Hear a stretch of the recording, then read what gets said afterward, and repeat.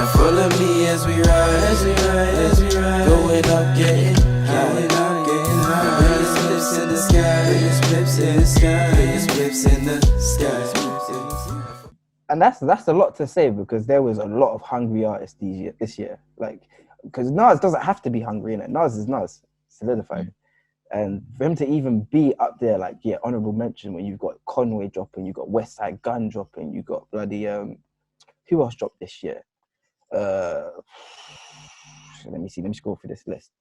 Royce the 5'9", who doesn't miss. Like, I don't care what anyone says. Royce ain't missed yet. D Smoke's album was not. Yeah, so yeah, no, Nas, after all of this time to still be up there is as good as being number one. But one thing we haven't spoken about, I haven't listened to it, but I just want to check if either of you have. Music to be murdered by. Because it's weird. Eminem dropped the album this year, and we're not talking about him in the conversation of top albums. What's going on there? I'll be real, I don't really listen to M like that. Yeah. Not because I don't respect his pen, or I don't rate what he's done musically. It's just that I feel there's so much other rappers ahead of him on my list that I'd rather hear from than M. No, I agree with you. That's my take. Musa, you're an Eminem fan. Yeah, I'm a huge Eminem fan, and I've heard Music to be Murdered by, and he released like a B-side as well. Yeah. Which came out not too long ago. But I think what I can say is, I think for him to have released it now or during 2020 was good because we could sit with it. And I think the issue with M is he doesn't make like the club songs in it, or he doesn't make radio songs as such. Although they get there, I don't think he makes it for that. Like, yeah, of course. I don't think he's got a what's the word? I don't think he's got that sort of buzz around him no more. For whatever reason, I don't know. Like, it kind of bugs me because lyrically, if you listen to what he's saying, bro, it's nuts. And I haven't listened to like the Conway or What's the 5'9", which that's something I want to do. But yeah, fam, this guy is crazy. Even in his last album, the B-side of it, yeah, the things that he's saying. And again, I think if it was released at another point in his career, I don't think I would have enjoyed it the same way I enjoyed it now, because I've had time to sit with it, because I've been at home, because it's lockdown. But the things he's saying, the way he's like spinning the beats, finding pockets, jumping in and out, playing with it, playing with the words. Oh my, it's crazy, bro. It's crazy. I think he's so underlooked as like for lyrics. It's upsetting. I don't think anyone ever doubts Eminem's ability. I don't think people underlook Eminem in terms of his pen game though. Like, I feel like his pen is respected. Definitely. It's just that I feel like he's not marketable. Like, okay, yeah, Eminem, when it was marketable, was like talking about slitting his mum's throat and all of that madness. And then it's like, when he gets to the more like serious stuff, he needs to figure out a way to market it. I don't want to hear a man spin a beat for 9 minutes on like 3 songs on your album. Like, keep it for the last song. Like, that's how I see Eminem projects these days. But I don't know. Like, for me, it's just like there's no appeal for me. Like, that's the best way I can put it. I stopped listening to Eminem really young, and there's not been anything to draw me back in since. But at the same time, was what the time when was what kind of which albums? What was the last album I listened to? Yeah, or like what kind of Eminem was my first ever album. Marshall Mathers Project was the first ever album I ever owned. So like if going all the way back. Like, so I'd say I agree with Eminem up until like the Eminem show, and it was just kind of like I've had enough of this. But I feel like that was just me growing up. You know, it was all funny and laughing games, and it was just like, why are you saying this stuff? You know what I mean? Because then, sorry, go on. No, then it's just like I respect Eminem. I feel like where he excels is features, because the feature kind of dictates what you have to say or where you have to go with it. But then he's still trying to kill that guy on his song, so he's still doing his thing.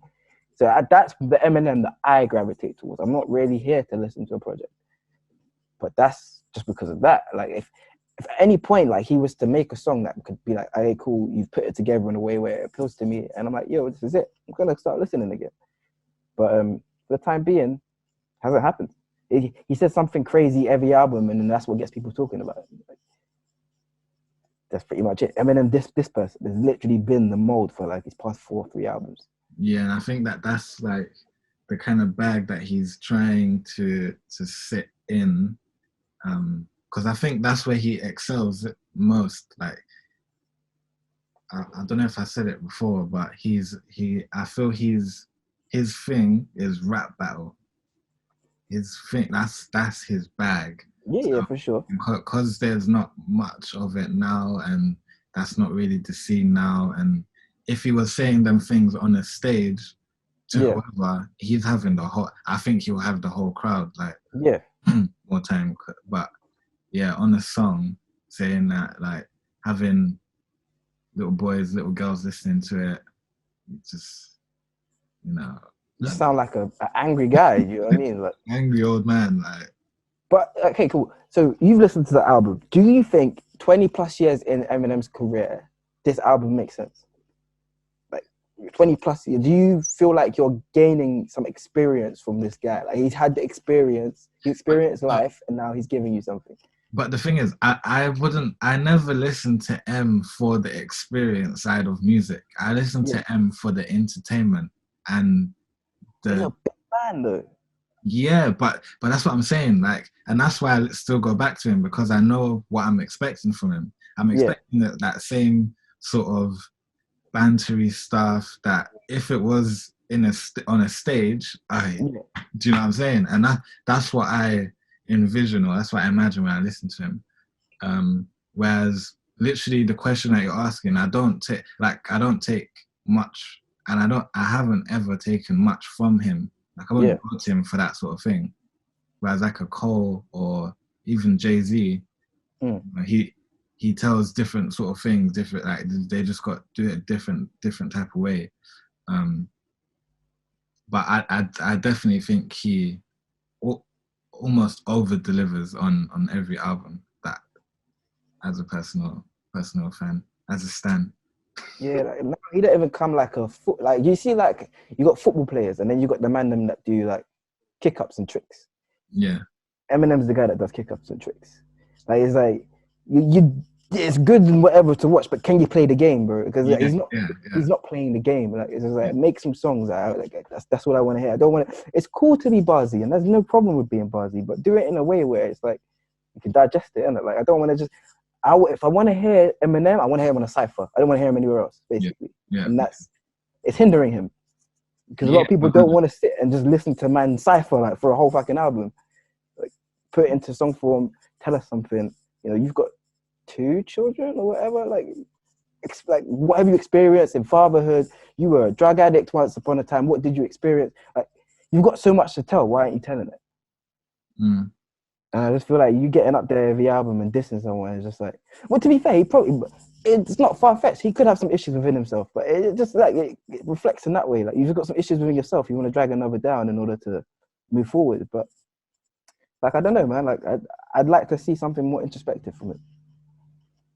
Yeah, I do hear that. I don't know if that would come, but what I think could be sick is if he was to get back on the movie making. And I think like 8 Mile was an iconic, and like it's a great movie. For me, I can watch it like at any sort of time. I can watch it back now, any year.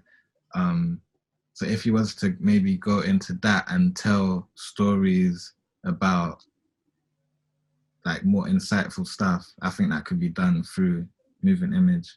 That could be quite cool. Like if he was to almost take a leaf out of 50's book, whereas 50's executive producing and he's making.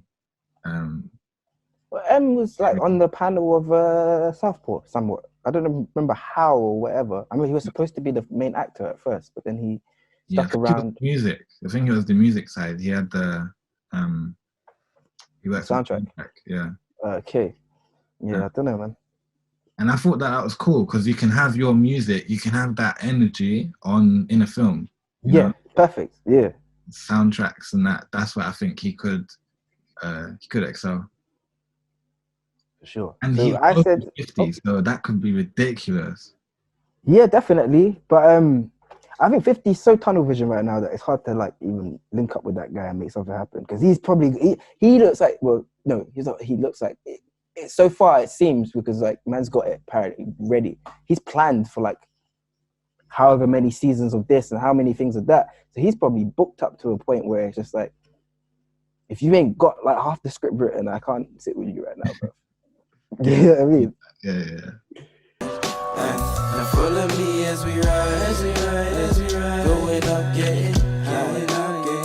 Biggest flips in the sky, biggest flips in the sky, biggest flips in the sky. Now follow me as we ride, going up, getting high. Biggest flips in the sky, biggest flips in the sky. Roaches in the ashtray, I resurrect one like a phoenix. The way it rises from the ashes, I light it, pull it.